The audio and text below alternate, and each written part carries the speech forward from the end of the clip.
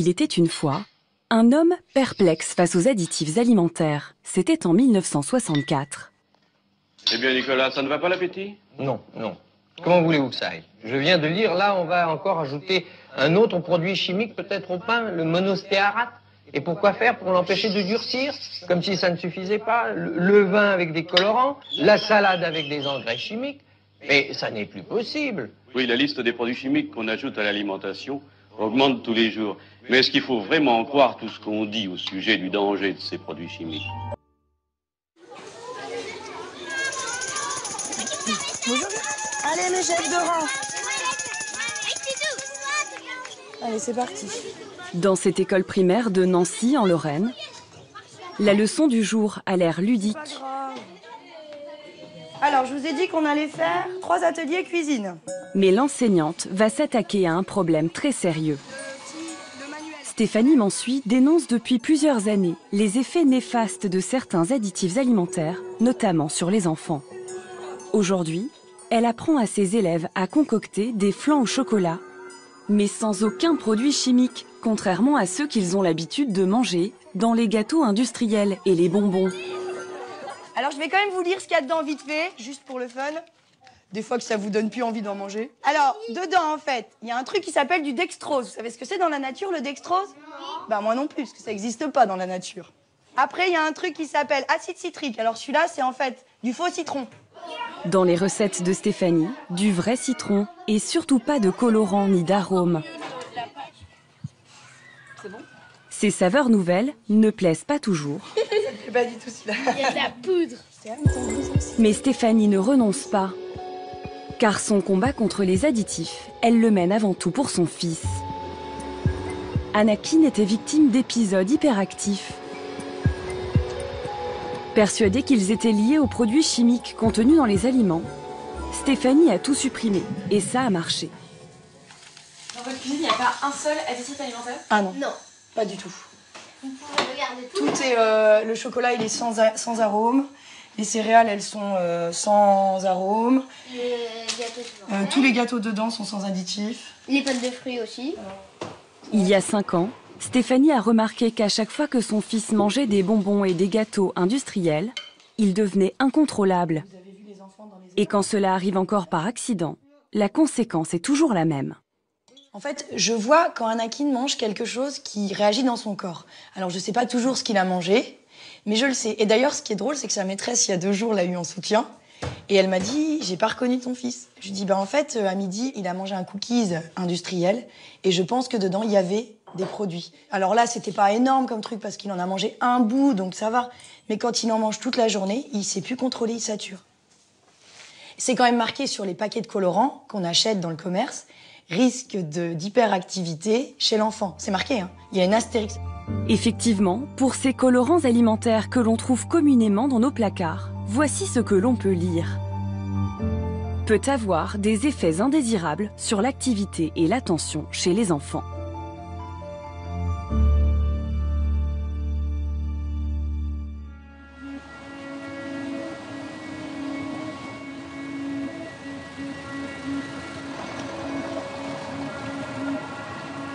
Dans le sud de la France, à côté de Montpellier,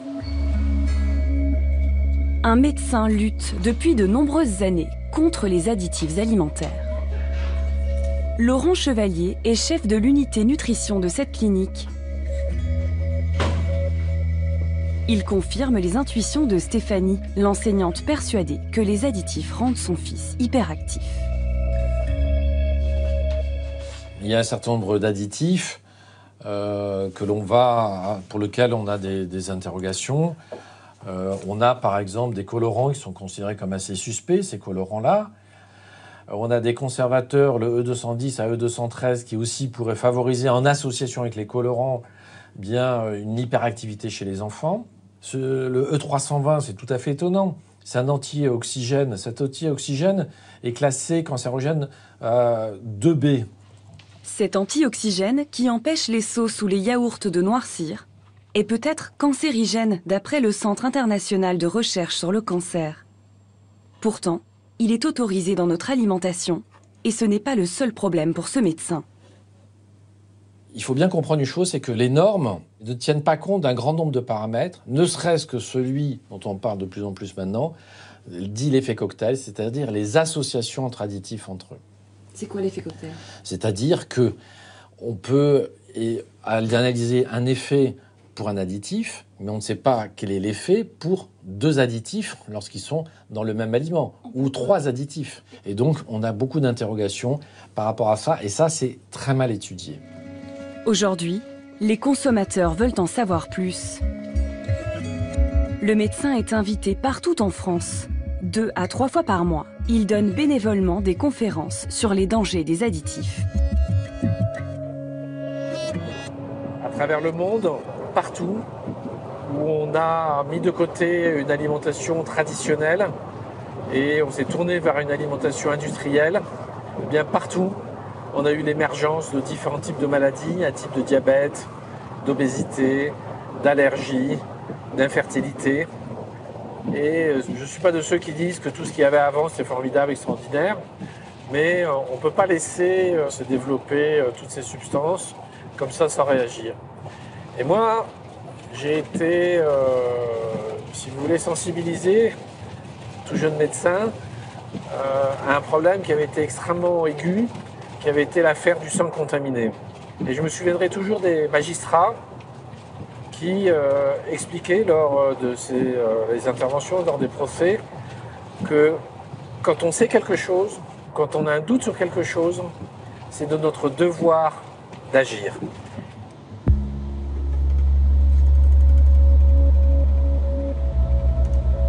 Pour agir, ce soir, il va faire 300 km jusqu'à Rietor de Randon en Lozère.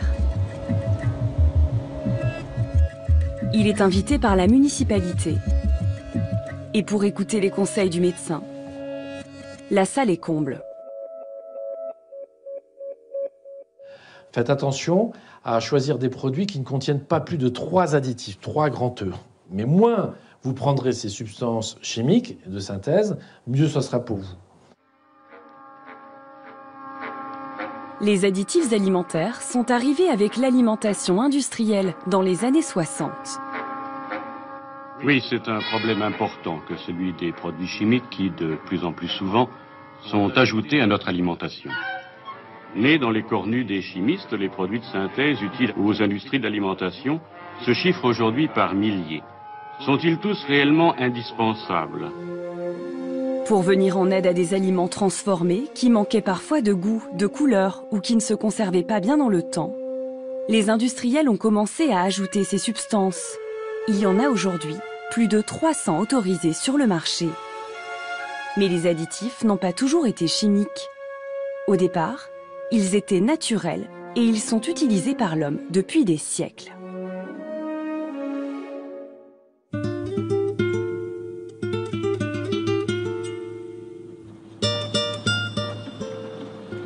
C'est au Pérou, dans les montagnes arides de Chilca, que l'on trouve l'un des colorants les plus anciens, d'origine 100% naturelle.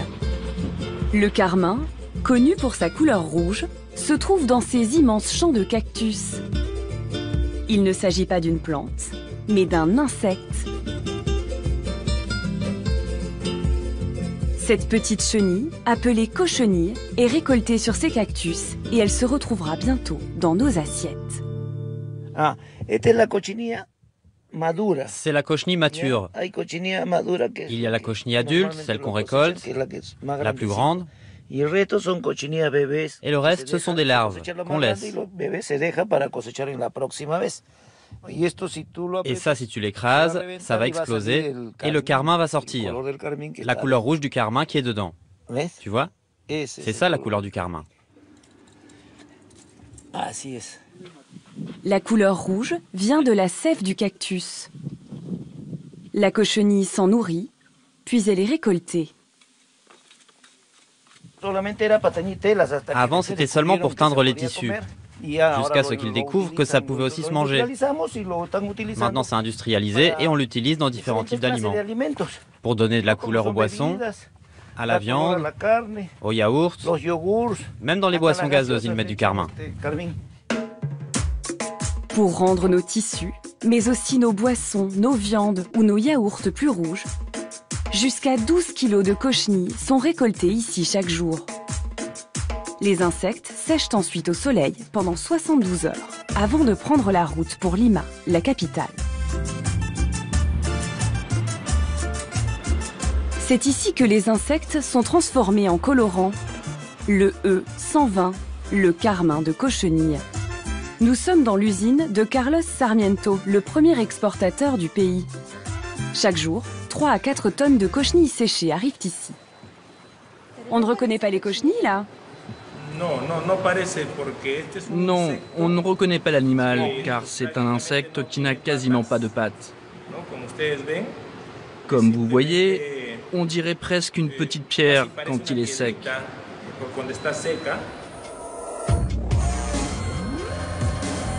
Les insectes sont broyés dans ces cuves. Puis on les mélange à de l'eau très chaude pour obtenir une pâte prête à l'exportation.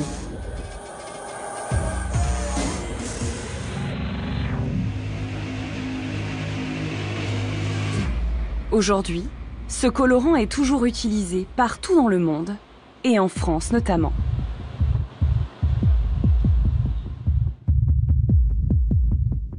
Nous avons suivi la trace du carmin jusqu'à Bourg-en-Bresse dans l'Ain, dans ce laboratoire. Nadège Perret nous a ouvert les portes de sa cuisine très particulière. C'est ici que l'ingénieur concocte de savantes recettes pour les industriels. Ce matin, elle va utiliser notre colorant péruvien et des dizaines d'autres additifs d'origine naturelle ou bien totalement chimiques. Alors comment ça marche ? Pourquoi sont-ils devenus indispensables? Démonstration. Si on rajoutait des fruits frais dans le yaourt ne se conserverait pas. Donc en fait, il y a une première étape de préparation de fruits sur sucre. En fait, on va enlever l'eau, en gros, et rajouter du sucre. Mais par contre, des fois, on perd un peu du goût, on perd un peu de la couleur. Donc on va renforcer la couleur avec un colorant. Et quand on mange un aliment qui est coloré, le cerveau fait déjà une association et se dit « Ah bah oui, c'est un bon goût de fraise, ça a plus de goût ». C'est un yaourt aux framboises ou aux insectes? Pour l'instant, ça serait plus un yaourt aux insectes qu'à la framboise, vu qu'il n'y a pas de framboise. Mais là, on a joué par contre que sur la couleur. Si vous le goûtez, c'est toujours du fromage blanc nature. Du naturel pour la couleur et du chimique pour la saveur. Pour jouer sur le goût, Nadège Perret n'a pas de fruits, mais toute une panoplie d'additifs chimiques dans son laboratoire. Des molécules indispensables à ses recettes. C'est ce qu'elle va nous montrer maintenant. Pour préparer une mayonnaise industrielle, elle va utiliser des œufs, un peu, mais aussi beaucoup de chimie. Donc dans cette recette, on va ajouter de l'eau pour diminuer les coûts. Comme ça nous permettrait de mettre un peu moins d'huile. Mais on va compenser avec des additifs pour obtenir une texture représentative de la mayonnaise. Pour que l'huile et l'eau restent liées, l'ingénieur saupoudre son mélange de E1403, de l'amidon modifié. Et pour améliorer la texture, elle va également ajouter du E415, de la gomme xanthane. Enfin, pour le goût, elle utilise le E27, l'arôme mayonnaise. On va rajouter un arôme mayonnaise parce que le fait d'avoir diminué au maximum l'huile et l'œuf donne un produit assez fade en goût. Donc on peut aussi remonter en mettant un peu plus de sel, un peu plus de poivre, mais on n'aura pas cette note caractéristique mayonnaise, donc on va rajouter un arôme mayonnaise, qui est un aromaticien, à essayer de faire une sélection de molécules qui donnent ce goût mayonnaise. Le composant principal de cet arôme mayonnaise, c'est le monooléate de sorbitane polyoxyéthylène, une molécule conçue en laboratoire dont voici la composition chimique.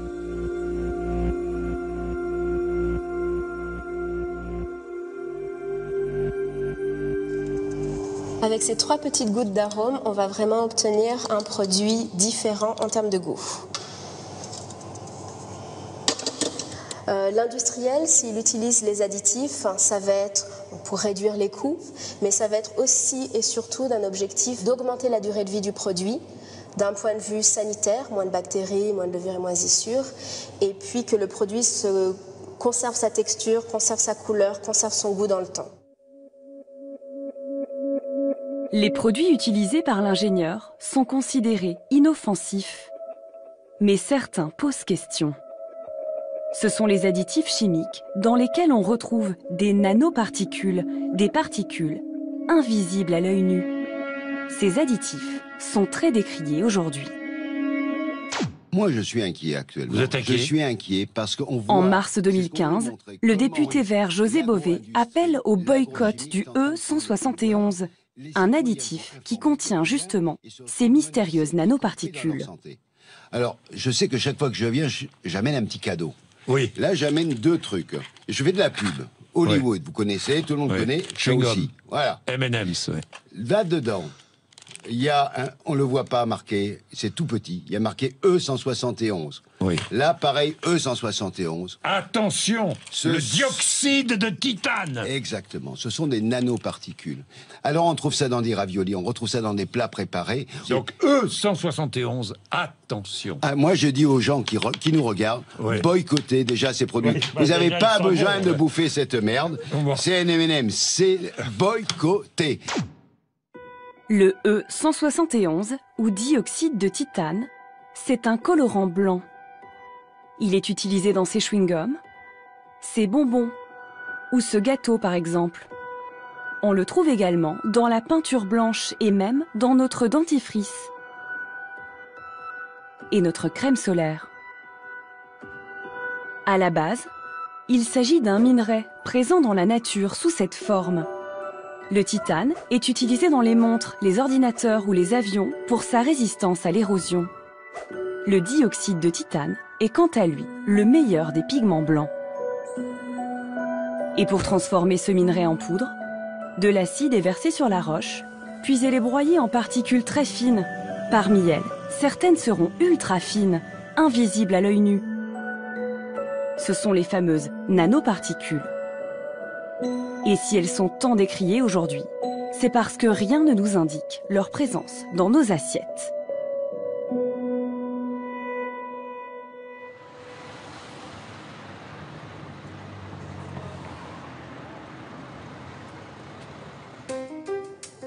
Devant le ministère de l'économie ce matin, l'association citoyenne Agir pour l'environnement est en pleine action contre l'absence d'étiquetage de ces nanoparticules.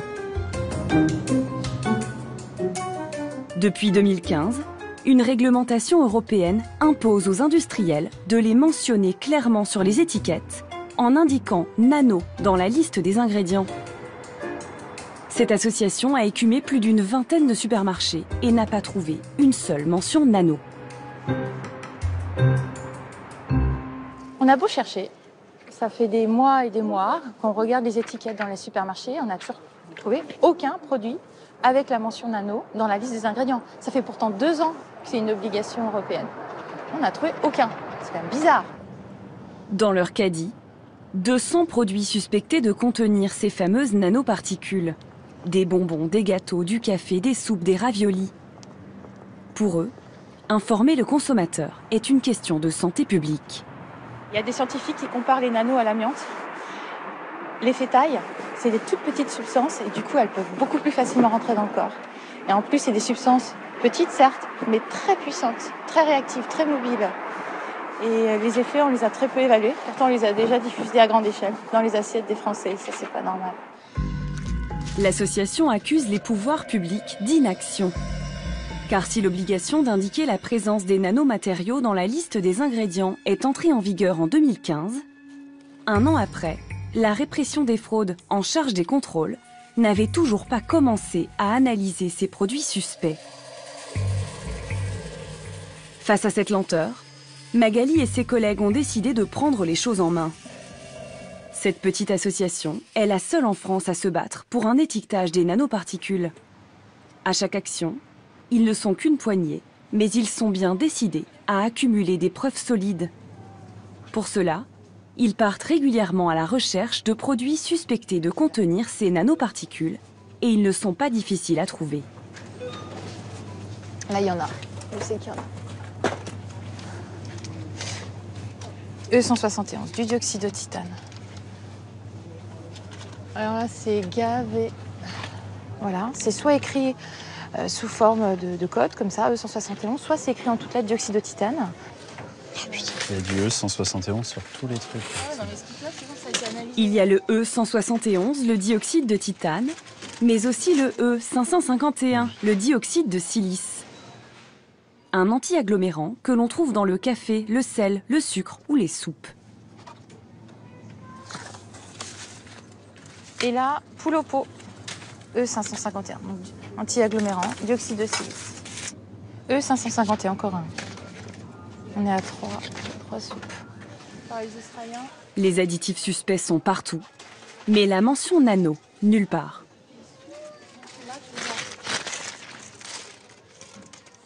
Ils ont tous du titane?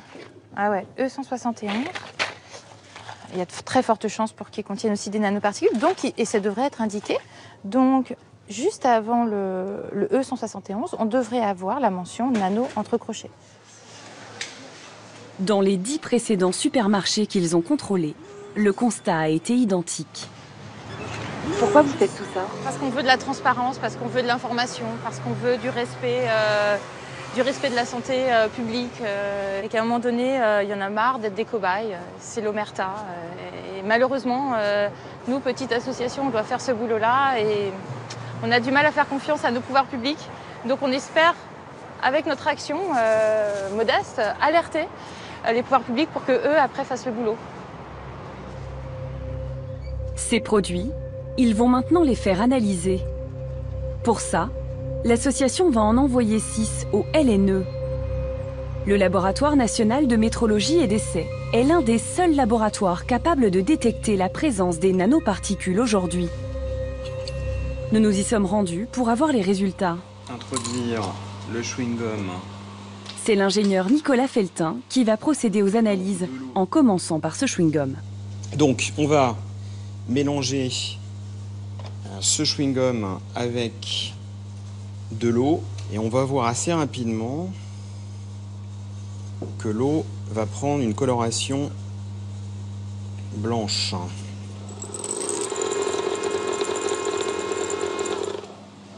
Il peut probablement y avoir des nanoparticules dans cette suspension, oui. Pour le vérifier, les chewing-gums passent par une dizaine d'étapes. L'ingénieur utilise un microscope à balayage électronique.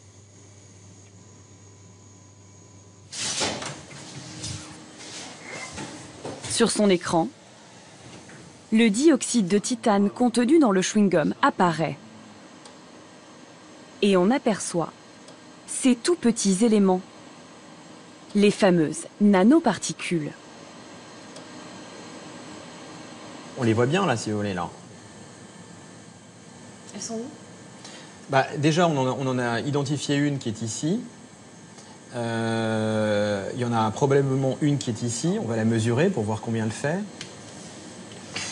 L'ingénieur les mesure, car même si elles sont toutes très petites, seules celles comprises entre 0 et 100 nanomètres entrent dans la définition d'une nanoparticule. Celle-ci fait 55-57 nanomètres. Et donc là, je déplace ici. Et je vois que celle-ci, elle fait tout juste 99 nanomètres. Et donc vous, votre travail, c'est de mesurer chaque nanoparticule une par une? Bien sûr. Il faut aller compter les grosses, compter les petites, et ça c'est très compliqué. Et aujourd'hui, il n'y a pas de logiciel assez performant pour aller correctement mesurer ces particules quand elles sont comme ici. Sur les 6 produits envoyés par l'association, tous contenaient bien des nanos. Ces particules minuscules, présentes dans certains additifs depuis la fin des années 60, n'ont été découvertes qu'il y a une dizaine d'années grâce au progrès technologique des outils d'analyse. Les études sont encore rares, mais suffisamment alarmantes pour inquiéter les scientifiques. Alors, concrètement, une nanoparticule, ça peut schématiquement se dessiner comme un bout de matière dont la dimension caractéristique est comprise entre 1 et 100 nanomètres. Et 1 nanomètre, c'est 1 milliard de fois plus petit qu'un mètre. Ici, on a une fourmi. Ici, on a le cheveu. Ici, on a l'atome. Ici, on a la molécule. Et typiquement, les nanos se situent dans ce domaine dimensionnel-là. C'est extrêmement petit. Et le problème, c'est que dans cette dimension-là, on a des grains de matière qui peuvent passer les barrières biologiques. C'est-à-dire ? L'idée, c'est que ces particules, une fois qu'elles sont dans le corps, elles peuvent traverser certaines barrières biologiques et peut-être certaines études ont montré que même la barrière hémato-encéphalique pouvait être traversée, donc on pouvait retrouver des nanoparticules dans le cerveau. Aujourd'hui, ce sont ces scientifiques les premiers concernés par les dangers des nanoparticules. Car les premières études sur la question montrent qu'elles sont toxiques quand on les respire.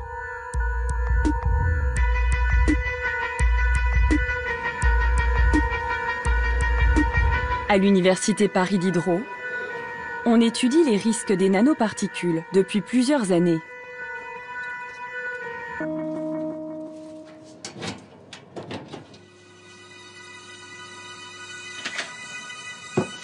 Pour manipuler les nanoparticules de dioxyde de titane, l'ingénieure Sonia Bolland utilise un équipement comparable à celui que l'on utilise quand on manipule des produits toxiques.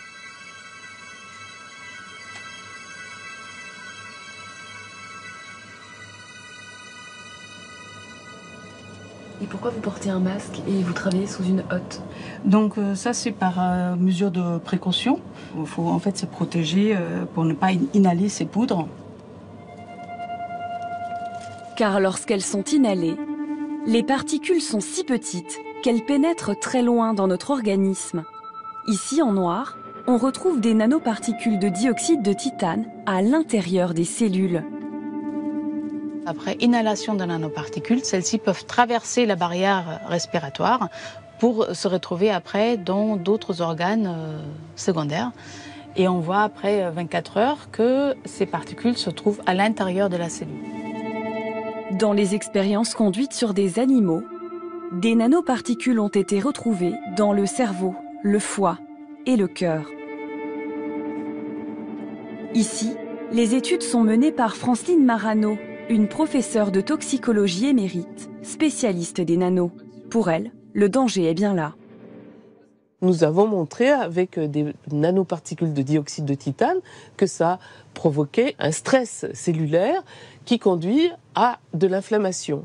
Et l'inflammation, malgré tout, surtout quand c'est répété, eh bien, ça peut avoir un effet peut-être à long terme. Des études ont montré que l'inhalation de ces nanoparticules peut entraîner le cancer du poumon. Et ce qui inquiète Franceline Marano, c'est que même des particules supérieures à 100 nanomètres peuvent entrer dans nos organes. Là, le point fort de ce que je veux faire passer comme message, c'est qu'il faut changer la définition. C'est ça que nous demandons. Parce que nous considérons qu'elle est trop légère, en quelque sorte, et qu'elle ne prend pas en considération, justement, ses propriétés spécifiques. Mais vous pensez qu'il faudrait relever la limite des 100 ? Moi, je pense, oui, qu'il faudrait relever la limite des 100.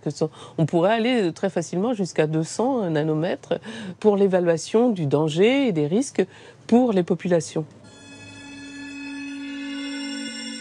En 2006, le Centre international de recherche sur le cancer a classé le dioxyde de titane, le E171, cancérigène possible lorsqu'on le respire. Mais est-il toxique quand on le mange ? Jusqu'à présent, les industriels niaient, car même si nous consommons du dioxyde de titane depuis plus de 50 ans, aucun article scientifique sérieux n'a jamais été publié sur la question. Quels sont les effets du colorant E171 sur la santé? Le dioxyde de titane. Il est composé de nanoparticules, ce qui n'est pas anodin pour la santé. Une étude de l'INRA, l'Institut de recherche agronomique, le révèle aujourd'hui. Le 20 janvier 2017, à Paris, la première étude sur l'ingestion du E171 est présentée aux journalistes. Elle a été menée par ces deux chercheurs de l'INRA. Ils ont fait manger à des rats le fameux dioxyde de titane dans des doses comparables à celles que nous ingérons quotidiennement. Ils ont découvert que les nanoparticules traversent la paroi de l'intestin et se retrouvent là encore dans les cellules des animaux. Surtout, ils viennent de démontrer que l'ingestion de cet additif affecte le système immunitaire. Le système immunitaire de l'intestin, eh bien, il est affaibli. L'absorption du dioxyde de titane n'est pas neutre et a déjà un impact dès une semaine sur le système immunitaire de l'intestin. Et ce n'est pas tout. Leur étude montre que manger du dioxyde de titane peut favoriser le développement du cancer colorectal. On s'est aperçu qu'après 100 jours de traitement, 40% des rats présentaient ces lésions précancéreuses. Alerté par ces résultats, le ministère de la Santé a demandé des études supplémentaires sur la toxicité du E171, chez l'homme cette fois-ci. On a identifié des dangers chez l'animal. Ces dangers sont de différents ordres. Ils se poursuivent dans le temps, donc ils s'installent. Il faut donc continuer d'apporter des informations très très précises pour préciser de ce danger et voir s'il est susceptible de se traduire par un effet santé. Pour protéger la santé de ses clients, le même jour, une marque de bonbons a décidé de retirer ces nanoparticules de l'ensemble de ses produits. Mais tous les industriels n'ont pas eu la même réaction. Cet après-midi, les membres de l'association Agir pour l'environnement ont rendez-vous avec Carrefour. Ils affirment que ce mélange d'épices pour guacamole contient du E551, l'anti-agglomérant présent dans de nombreuses poudres comme le sel et le sucre. Et les analyses du laboratoire confirment la présence des nanoparticules dans ce produit. Pourtant, toujours rien ne le signale sur l'étiquette. Les résultats sont sans appel. Ils sont clairement en infraction avec la loi, avec la réglementation européenne. Enfin, je ne sais pas ce qu'ils vont bien pouvoir se défendre. Ils espèrent que grâce à ces résultats, c'est parti! La marque va leur annoncer qu'elle va désormais étiqueter ce produit. Mais on a des informations irréfutables. Ils ont accepté de nous recevoir, donc on va faire état de nos informations et on va rester optimistes. Nous n'assisterons pas à cette réunion à huis clos. Face aux 3 membres de l'association, 4 responsables de Carrefour sur la défensive. Le rendez-vous va durer 1h30. Mais rien ne s'est passé comme prévu. La petite association n'a pas fait plier le géant de la grande distribution. Au contraire. Les cadres de Carrefour leur ont répondu qu'ils respectent la réglementation sur l'étiquetage. Pour eux, les analyses, pourtant réalisées dans l'un des 2 seuls laboratoires compétents en la matière, n'ont aucune valeur. Car le fournisseur de Carrefour garantit à son client que ce produit ne contient absolument aucune particule nano. Vous vous sentez comment là? J'ai besoin d'y voir un petit peu plus clair, j'ai besoin de prendre des avis, j'ai besoin de réfléchir un petit peu parce que finalement, ils nous ont répondu sur un angle que je n'avais pas envisagé comme prioritaire. Ils s'appuient sur le fournisseur qui aujourd'hui leur a produit une attestation indiquant qu'il n'y avait pas de nano dans leur produit. Ils vous l'ont montré? Oui, ils l'ont montré. Et vous l'avez là? Non. Vous l'avez vu? On l'a vu, oui. Nous avons contacté Carrefour et le fournisseur, mais ils n'ont pas donné suite à notre demande d'interview. Dans ce domaine, les industriels sont peu bavards. En 2014, l'association 60 millions de consommateurs contacte 100 entreprises agroalimentaires pour leur demander si elles utilisent des additifs sous leur forme nano. 25 ont dit non et 75 n'ont pas donné de réponse. Qu'en disent les fabricants de E171 et E551? Là aussi, silence radio. Nous avons identifié une vingtaine d'usines en Europe, aux États-Unis, mais aussi en Chine et en Corée du Sud. Là encore, leurs portes sont restées fermées. La plupart a même refusé de transmettre les détails de composition de leurs produits à l'agence européenne qui les contrôle. Sur leur certificat, il est effectivement mentionné que les additifs ne contiennent absolument pas de nanoparticules, comme ils l'ont indiqué à leurs clients Carrefour. Pourtant, l'analyse des chewing-gums ou du guacamole a montré que les nanos étaient bien là. Alors comment est-il possible que les industriels continuent de nier leur présence? Et pourquoi?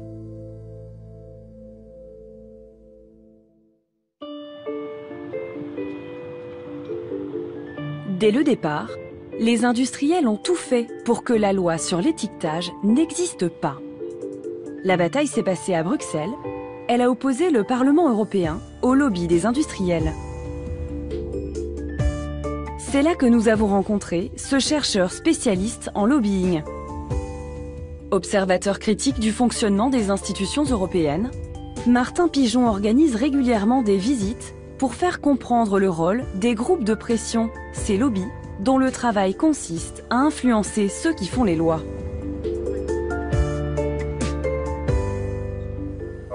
Ici, on est vraiment dans le centre un peu de gravité du quartier européen. Si vous regardez l'espèce de grande autoroute là, qui est là, qui s'appelle la rue de la Loi, à peu près tous les bâtiments qui sont sur votre droite sont des bâtiments de la Commission. Et à peu près tous les bâtiments qui sont sur votre gauche sont des lobbies. C'est pas exprès, mais c'est comme ça. Pour le chercheur, aujourd'hui, les lobbies qui défendent les nanoparticules font la même chose que les lobbies du tabac, il y a 30 ans. Ce qu'ils avaient inventé à la base, c'était de semer le doute, c'est-à-dire de toutes les fois qu'une étude scientifique est utilisée par un régulateur pour justifier une décision politique, c'est de jeter le doute en fait sur les conclusions de cette étude. Et donc, ce qu'on peut se dire, c'est que l'industrie des additifs, elle va d'office dire que toute étude scientifique qui dit que, par exemple, le dioxyde de titane ou le nano-argent, c'est dangereux pour la santé, bah peut-être, mais peut-être pas. Il faut chercher plus loin. Et on perd une décennie. Pour gagner du temps, les lobbies ont proposé un projet de loi anti-étiquette. Auprès des autorités européennes, ils ont affirmé que le fait d'inscrire la mention nano ferait fuir le consommateur. En résumé, mieux vaut ne pas informer pour ne pas inquiéter.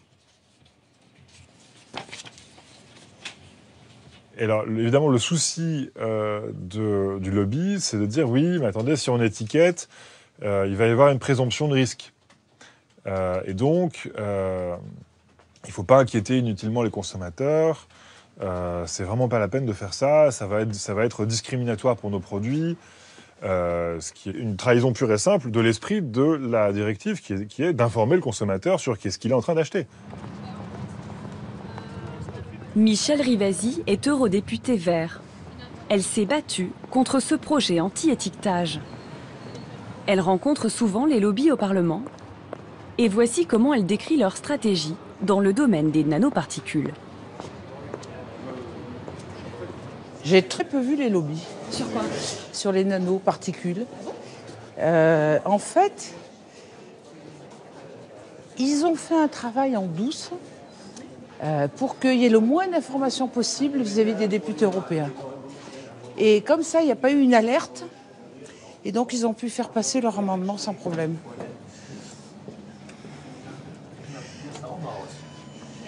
Si vous voulez, regardez, il y a des nanoparticules de partout. Une législation très faible. Et ça permet justement d'avoir la liberté d'en mettre aussi bien dans les aliments que dans les médicaments, dans les vaccins. C'est incroyable. Et puis de l'autre côté, du côté législatif, du côté de la Commission, il n'y a pas du tout de contraintes. Donc on leur laisse faire ce qu'ils veulent. Et comme c'est un sujet qui est très mal connu par les députés, ils ont la liberté de faire. Et ça vous... Ah, moi, ça m'horrifie. Parce que je vois que toutes les études qui se font montrent que, par exemple, sur le dioxyde de titane, dioxyde de l'acidis, etc., par l'inhalation, il y a des tumeurs au niveau des poumons, et que ça se fait en toute impunité. Parce que on joue sur l'ignorance, on joue sur le fait que c'est très caché, on joue sur le fait que même les entreprises qui en manipulent n'en parlent pratiquement pas. Et puis, sous couvert de high technology, vous voyez, nanoparticules, ils sont très très malins dans leur façon de communiquer. Bonjour tout le monde. Le Parlement a finalement rejeté le projet de loi anti-étiquetage nano. Aujourd'hui, la réglementation est bien là, mais les lobbies continuent leur travail. Nous nous sommes procuré un document confidentiel qui a circulé entre les lobbies des industriels et les membres de la commission. Est-ce que vous avez déjà vu ce document? Non. Alors... Ah, ça, c'est les définitions, ça. Est-ce que l'ingrédient a été internationalement produit? Une sorte de guide anti-étiquette. À chaque fois qu'un produit devrait mentionner la présence de nano, le lobby livre aux industriels un contre-argument. Pour qu'il y ait étiquetage, pas moins de 7 conditions doivent être remplies. En revanche, il suffit d'un nom pour ne pas étiqueter. Si l'on reprend nos deux additifs, le dioxyde de titane et le dioxyde de silice, le contre-argument repose sur une petite nuance dans la définition. Les nanos sont bien des particules inférieures à 100 nanomètres. Mais il faut aussi qu'on les ait ajoutées intentionnellement. Donc il suffit de dire que ces particules sont là, par accident, pour éviter la mention nano. Ils omettent de dire qu'une particule qui peut être supérieure à 100 nanomètres, elle peut très bien se dégrader en particules plus fines. Comment on peut contrôler ça? Ça, c'est le discours de l'industriel qui ne veut pas d'étiquetage. Grâce à ces contre-arguments, début 2017, il n'y avait toujours pas d'étiquette nano sur nos produits alimentaires. Mais plus grave encore, les industriels semblent avoir infiltré les agences européennes qui pourtant sont censées nous protéger. Celles-là même qui autorisent ou non la présence de ces nanoparticules dans nos assiettes. C'est la Commission européenne qui donne les autorisations de mise sur le marché de chaque additif, en suivant l'avis d'une institution censée être neutre et impartiale, l'EFSA, l'Autorité européenne de sécurité des aliments. Nous avons trouvé cette vidéo sur Internet.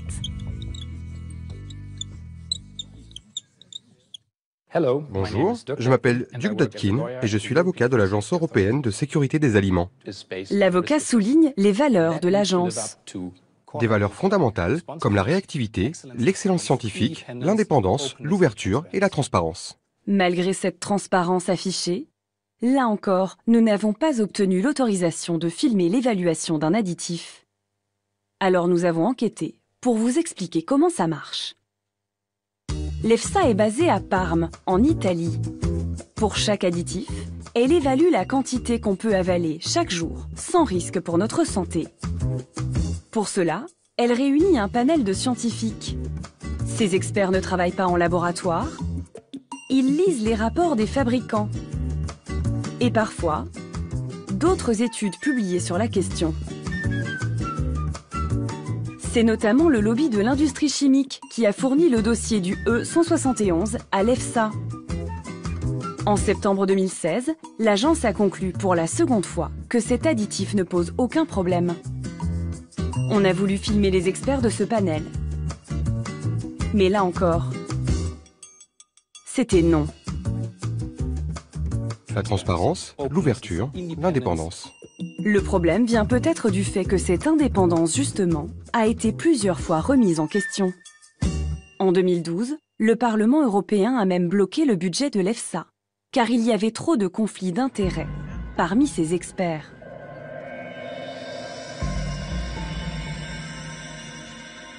Un an après ce blocage, les conflits d'intérêts étaient toujours importants. Cette spécialiste des institutions européennes a publié en 2013 une enquête fouillée et édifiante sur les rapports de force au sein de l'EFSA. Stéphane Aurel a passé à la loupe les CV de ses experts recrutés par l'Agence européenne de sécurité des aliments. On a vérifié un à un tout ce qui avait été déclaré dans ces plus de 200 formulaires et on est arrivé à un total de presque 60% des experts liés à l'industrie ou à des intérêts commerciaux. L'EFSA est l'agence qui est responsable de la sécurité des aliments en Europe. Elle ne devrait pas accepter dans ses panels des experts qui ont des liens, quels qu'ils soient, avec le secteur agroalimentaire. Selon son enquête, les scientifiques de l'EFSA qui devaient rendre un avis pour la mise sur le marché d'un additif avaient des liens avec les géants de l'agroalimentaire comme Coca-Cola, Nestlé ou Danone. Ce qui est quand même assez spectaculaire, c'est qu'il y a un certain nombre d'experts, en particulier les présidents des panels, avaient des conflits d'intérêts selon les règles de l'EFSA. Sur l'ensemble des conflits d'intérêts, un institut revient régulièrement, l'ILSI. Pour l'auteur du rapport, le fait que les experts de l'EFSA collaborent avec cet institut est très problématique. C'est pas du tout un institut en fait, c'est une organisation à but non lucratif dans ses statuts, mais elle est exclusivement financée par les géants de l'agroalimentaire, des pesticides, pharmaceutiques, des biotech, des OGM, qui a été créée par Coca-Cola dans les années 70. C'est une organisation extrêmement bien pensée pour défendre les intérêts de l'industrie, c'est une organisation en gros de lobbying scientifique, qui fabrique de la matière scientifique, qui défend les intérêts de ses adhérents. Donc, pour un expert, collaborer avec ILSI, on le considère, nous, comme un conflit d'intérêts. Par mail, l'EFSA nous a répondu que ces experts n'ont pas le droit d'être employés par l'ILSI, mais ils peuvent collaborer avec cet institut, en faisant une présentation lors d'un congrès, par exemple. Nous avons décidé de nous rendre à l'un de ces congrès, à Barcelone. L'ILSI a convié plusieurs membres de l'EFSA, ainsi que des industriels. Pendant 3 jours, ils vont discuter des dernières innovations, et notamment de la présence de nanoparticules dans les emballages alimentaires. Tous les jours, nous sommes confrontés à une pression médiatique. On voit beaucoup d'histoires de produits chimiques toxiques et de nombreuses alertes sur différentes substances. Les consommateurs sont beaucoup moins conscients des bénéfices de ces produits. C'est ce que je veux mettre en avant aujourd'hui. Le ton est donné par Diane Banati, directrice exécutive et scientifique de l'ILSI, qui organise ce congrès. Avant, elle était présidente du conseil d'administration de l'EFSA. En 2010, elle aurait été contrainte de démissionner de l'Agence européenne de sécurité des aliments en raison de plusieurs collaborations avec l'ILSI qu'elle n'aurait pas rendues publiques. Le forum est financé par une douzaine de géants de l'alimentation industrielle, dont Danone, Nestlé, Coca-Cola, Mars ou Tetra Pak.